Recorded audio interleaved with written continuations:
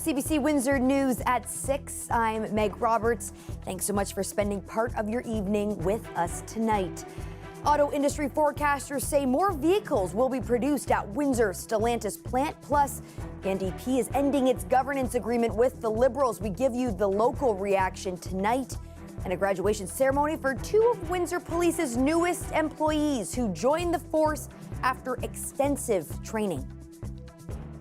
Auto industry insiders say two new products could be coming to the Windsor assembly plant. They predict one vehicle will be a new SUV to replace the Dodge Durango, and the other will be a new two-row crossover vehicle. The CBC's Dale Molnar has more. The Durango is currently built at the Jefferson North Assembly Plant in Detroit. It's being phased out. The Vice President of Global Forecasting with Auto Forecast Solutions says they have solid sources telling them that the replacement three-row SUV for the Durango and a new crossover vehicle are coming to Windsor. Windsor is set up to build not only the minivans, but the new Stella Large platform, which is a dynamic platform that allows full electric or levels of hybridization. And the new vehicles will be built on the Stella Large platform.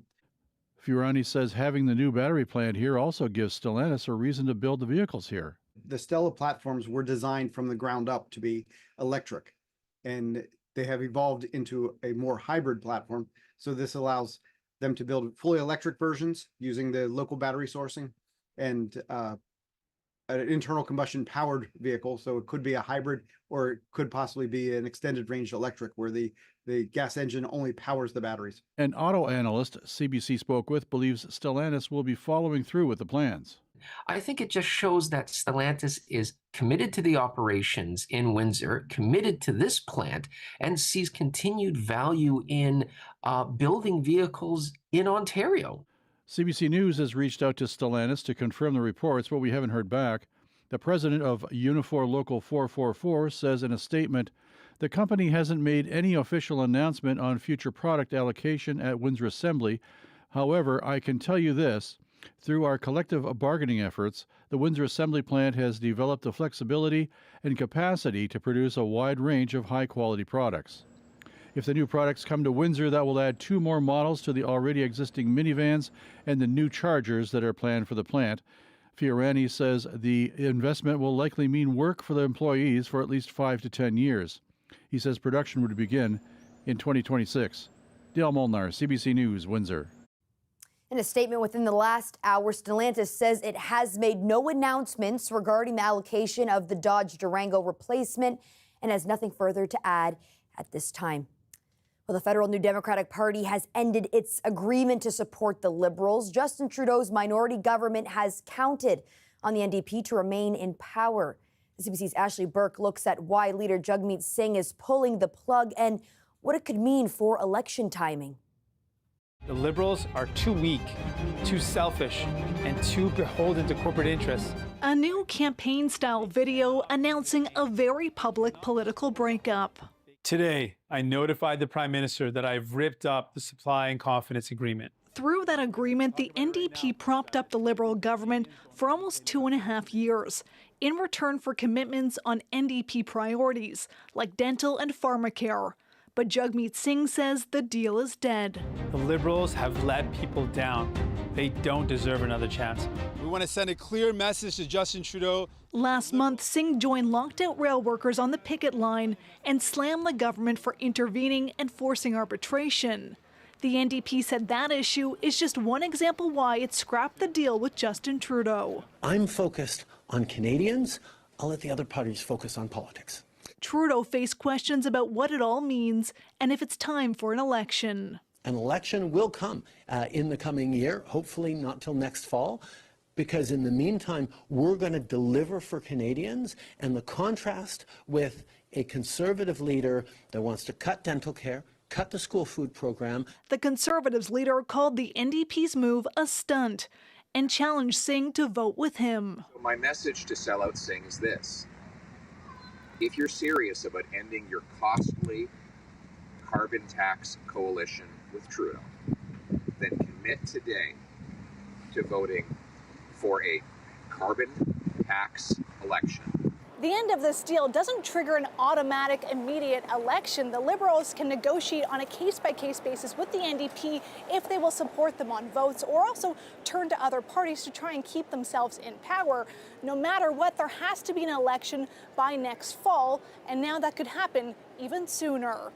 Ashley Burke, CBC News, Ottawa.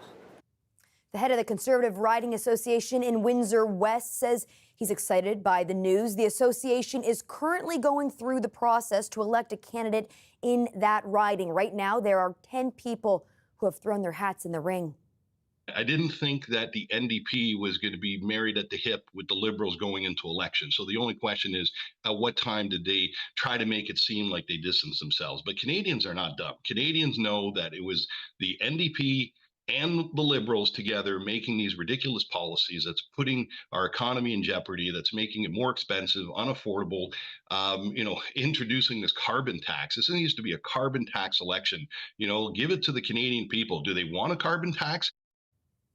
We did also reach out to Eric Kuzmerichuk, Liberal MP for Windsor-Tecumseh. He said, we're rolling out vital programs for Windsor-Essex residents like dental care, child care, pharmacare, and housing that are lifting people in our community. He went on to say, I believe those are significant gains for everyday folks and working families worth fighting for. While the NDP dropped that big announcement earlier today, members of Ontario's NDP caucus, including leader Marit Stiles, are participating in a retreat here in Windsor.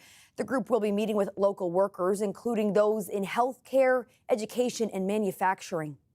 When things aren't going well here in the Windsor region, people get angry and they make sure their voices are heard, and they come together to find solutions. They haven't had local representatives in all of the ridings here in the last little while that are willing to take that message to Queen's Park. Okay? We can do better than that. It's one thing for me to talk to my caucus about what goes on in the area, what some of our victories are, what some of the struggles are, what some of the solutions we're seeing implemented. It's completely different for them to actually come down and see firsthand, for them to listen to the people in the area and have those conversations. During the retreat, the NDP say they want to learn about local issues and bring solution to Queen's Park when the legislature resumes in October. Today was the first of the 3-day-long event. The OPP say an infant died after being found unresponsive in a swimming pool in Harrow. Emergency crews responded to Huffman Road address on Saturday. Police say the child was taken to hospital where they were pronounced dead. No other information has been released about the infant. The OPP's Criminal Investigation Branch is looking into what happened. Yesterday, we told you about the Michigan Department of Transportation's decision to lift some restrictions on the Ambassador Bridge. That means starting October 29th, fuel and battery materials will be permitted to travel across. Previously, that was done on a ferry service that has since shut down. Today, Transport Canada tells CBC News that it doesn't have authority over MDOT's decision, adding they will closely monitor any developments that may impact Canadian safety and security regulations. A graduation ceremony for 2 of Windsor Police's newest employees, Ghost and Link, have had extensive training and are ready to fight crime. CBC Windsor was there for their special day. We introduced 2 members of our K9 unit, police dogs Ghost and Link. Also today, we have police service dog Vader of the Sarnia Police Service. These highly trained dogs, alongside their handlers, play a vital role in ensuring safety and security of the community. Police dog Ghost, a 17-month German Shepherd, has been partnered with Constable Ken Malash, an experienced handler of the unit. Police dog Link, a 19-month-old Belgian Malinois, has been partnered with Constable Garrett Crichton, a new member of the K9 unit. We don't have an instrument that does what a dog does. It smells 10,000 times better than a human. And these dogs, they hear gunfire, nothing moves them. They hear explosion, nothing moves them. The only thing that you see that gets them moving is work. They want to go hunt something, find something, they want to get rewarded for something. And that's what I love about working dogs is that their ability to work. We also celebrate today the retirement of police service dog Hasko, who began his career in 2015. I'd like to wish Hasko a long and well-deserved relaxing career. It's important to remember that these tasks come at a very real level of risk. Our canine members are also at risk of injury or death while in performance of their duties. These dogs are exceptionally brave, expertly trained, full-fledged members of our police service.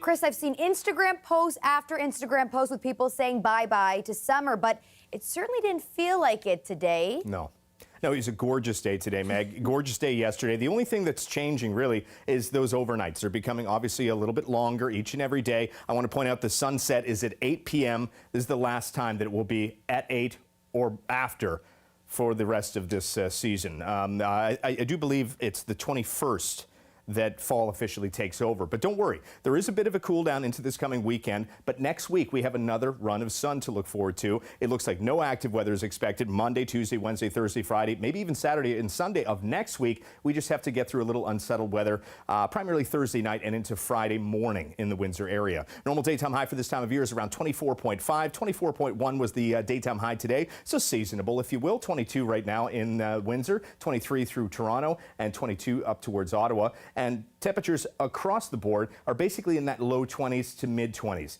Once again, very typical for this time of year. Humidity not a big factor either. It's feeling as high as 25 right now in Goderich as well as Windsor. The winds are fairly light. It's sunny, a little bit of haze overhead. We still have high pressure in place, and this has been the feature that has stuck with us through the long weekend that just passed, and it's going to stick around into tomorrow before vacating to the east, allowing cloud cover to increase tomorrow evening, and there could be a few spotty showers during the evening hours, a greater risk Thursday night and into Friday morning. So not much to report in terms of the precipitation outlook, at least not yet. Same story as we get into the day on your Thursday. Lots of sunshine through the afternoon, more sunshine. As we get into the evening, once again, a little bit more cloud moves in. These hit or miss showers start to move in. It's a low risk, but still a chance nonetheless. As we get through Thursday night and into Friday, a slightly higher risk of steadier showers, primarily during the morning. As we get into the afternoon, the shower risk will diminish and the clouds will start to thin out. And once again, this is once high pressure trying to build back in from the west, but because it's moving in from the west, the northerly winds kick back in. So it will be a little bit cooler Friday night and into Saturday night and into Sunday, and there will still be the opportunity for showers Saturday, primarily off the southern shores of Lake Huron. Once again, that's the northerly winds, the colder air moving over the relatively warmer waters below, because the lake waters are around 20 to 25 degrees right now. In terms of the overnight lows, anywhere from 14 to 17 under clear skies. Lots of sunshine for tomorrow with a little bit of cloud moving in by the end of the afternoon. Highs near 28 expected through Windsor, 25 through London. Humidity might make it feel as high as 30, maybe 31. So it does start to warm up a little bit for Thursday. As we get into Friday, once again, morning showers, afternoon clearing. Temperatures take a hit with a high of 23. Cooler into Friday night, down to 11 into Saturday morning. Back up to 17 for the afternoon with once again showers south of Lake Huron, Sarnia, the Lambton Shores, maybe Grand Bend. As we get into Sunday, that's when high pressure moves in. Temperatures stabilize around 19. We get into Monday, lots of sunshine. Temperatures bounce back up towards 24, Meg. And it does look like I said at the beginning, Tuesday, Wednesday, Thursday, Friday, and maybe Saturday and Sunday of next week, more sunshine. Looks like summer's sticking around. No Sticking fall around. here. No fall. Not yet. Not yet. Thanks so much for that, Chris. You got it, Meg. Tomorrow, you're going to be able to buy alcohol at convenience stores, and those interest rates have come down. We have both those stories coming up after the break.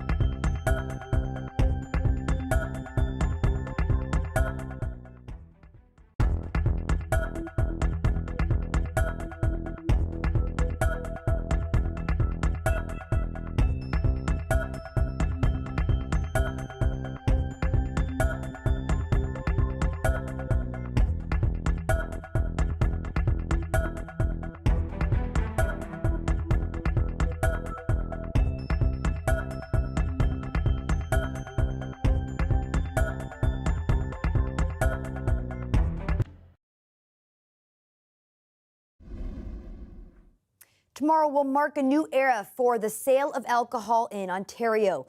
Across the province, convenience stores will be able to sell beer, wine, and ready-to-drink cocktails. Lane Harrison now with details on the rollout.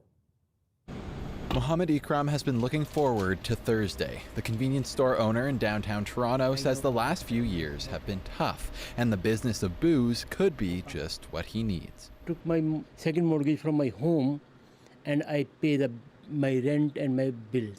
It will really definitely support us. In my view, my sale will be increased more than 30 to 40%. Other product, alcohol, except alcohol, because when they will come for the buying a beer, they will buy lottery, they will buy gum, candy. The expansion is going to be big. Across the province, 4,180 convenience stores have been licensed as of September 2nd, with more than 300 of them being in Toronto. But there are some rules. Just because your local corner store is open 24 hours, that doesn't mean you'll be grabbing a case of beer after midnight. Under the new rules, convenience stores are only allowed to sell alcohol from 7 a.m. to 11 p.m. Plus, stores have to stock a certain amount of drinks from small producers. Shoppers have mixed feelings about it all. I think the convenience is great. I think for a lot of people worried about the LCBO kind of going completely out of style, I doubt that, because honestly, it's the one place that you can find everything you need. I would say just keep it to the LCBOs because I think they're doing a good job. Like, they see the ID and everything. Some concerns have been raised about the proximity of some corner stores to schools. And to have the convenience stores so close to the schools, I'm hoping that those who are working in the convenience stores will do their due diligence and make sure they're selling to people who should be allowed to buy alcohol according to their age. With the province's recent decision to eventually close safe consumption sites near schools, the Premier has faced questions about the expansion he's championed.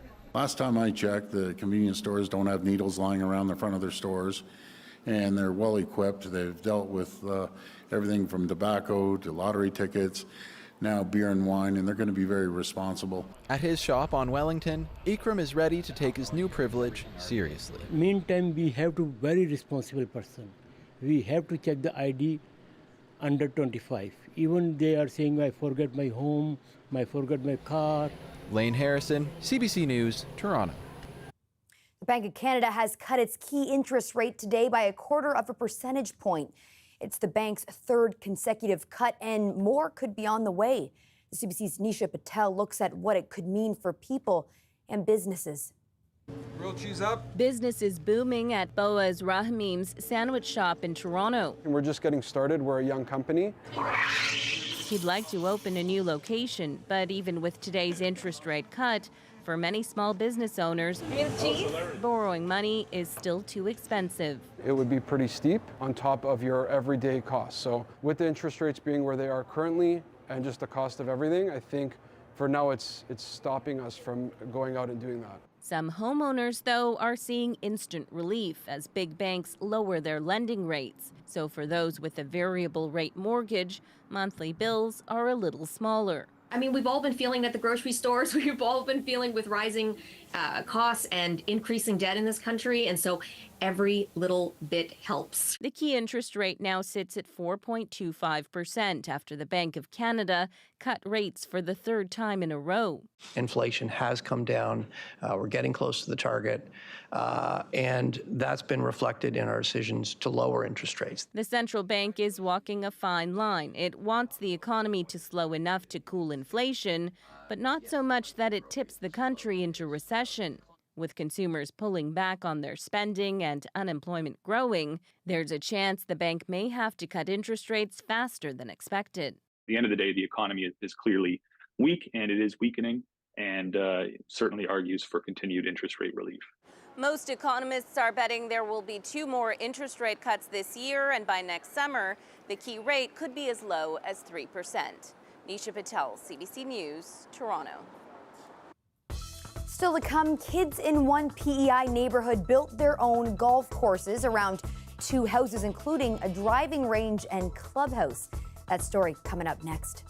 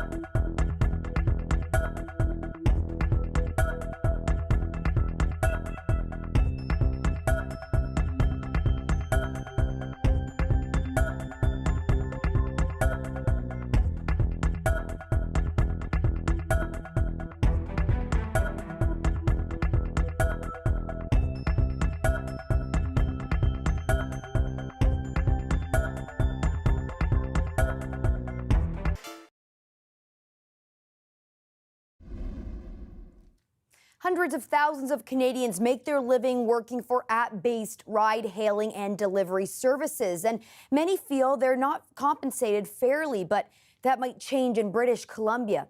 Lindsay Duncombe has more. Hours times 20, 88. DoorDash driver Jordan is calculating how new rules will help his bottom line. If it's a good day, then it's less, and if it's a bad day, then it's more. So it'll kind of, I feel like, bring up that minimum. Gig workers in British Columbia will be paid $20.88 an hour. That's 20% more than minimum wage, but they only make that while actually delivering, not while waiting for a call. Still, it's a lot of money. If you're gonna go count it at the end of the week, it's gonna be like $400 or $500. it's not just cash. Rideshare and delivery drivers are now eligible for compensation if they get hurt on the job, and companies must help cover vehicle expenses. BC is the only province with those kinds of protections. Below minimum wage, and it's not okay. In Ontario, gig workers are angry. The government passed legislation to ensure a minimum wage 2 years ago, but it hasn't been implemented. We've been waiting for a government to recognize a lot of the abuses and a lot of the kind of erosion of labor rights that's been rampant in this type of work. But BC's new rules are expected to increase costs for customers. Uber is adding a $2 fee on all deliveries in the province. DoorDash says, unfortunately, these and other new BC regulations will significantly increase the costs of facilitating delivery across BC. Where exactly are these extra costs going to play out? Are they going to go to the consumer? Are they going to go to the company that's hiring the gig workers? Or are we going to see the gig workers eat the cost somewhere else, say in the form of lower tips? Some want to see the protections go even further. There are efforts to unionize, ensuring sick leave and holiday pay. For now, Jordan's just grateful for the extra cash. In this economy, he says every bit helps. Lindsay Duncombe, CBC News, Vancouver. Some kids in Charlottetown have become better golfers over the summer without even leaving their neighborhood. CBC sent a camera to check out PEI's newest golf course. Here we're at Massey Drive Chip Course.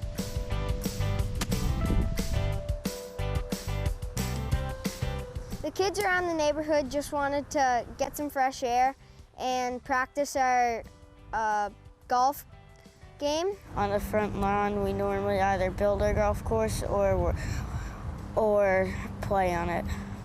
I don't ask, I just go over here and help them. And is it nice? Yes. Why? Because I love golfing with my friends. Now, as you can see, we're at the clubhouse, where a member is getting his clubs for a round of golf. Here you go. The slogan is enjoy the Massey, I forget, again. Enjoy the Massey experience. Have a good game! We built this golf course in our yard. Now we're on to hole number 1. The hole is where your ball goes in and then you're done of a hole. What kind of ball are you using? Titleist. Oh, just black and yellow balls. Why do you use those instead of regular golf balls? Because if you hit the house, it might break a window or something. And so you haven't broken any windows yet? This is hole 3. I love it because I kind of get a little angry when I don't make it in the hole, but I just keep trying. I tried one time and I got a hole in 1. How did you feel then? Happy. When I hit it perfectly, right on the sweet spot on the club, I feel like Tiger Woods on the PGA Tour that just won. This is the hole number 4, and we try to go over the bush. Instead of having a driver, we just have a wedge or sand wedge, and it's just to practice. It just feels good when you put it in the hole from far. We have a few of the members at our driving range. You practice in it, you hit in it, and keep trying so you get better at golf. I've seen my game improve by practicing out here lots and anytime on my free time. I want to be good at golf. My dad's really good at golf. I want to be as good as him. That's it for CBC Windsor News. Thanks so much for tuning in. Looking forward to seeing you back here tomorrow night.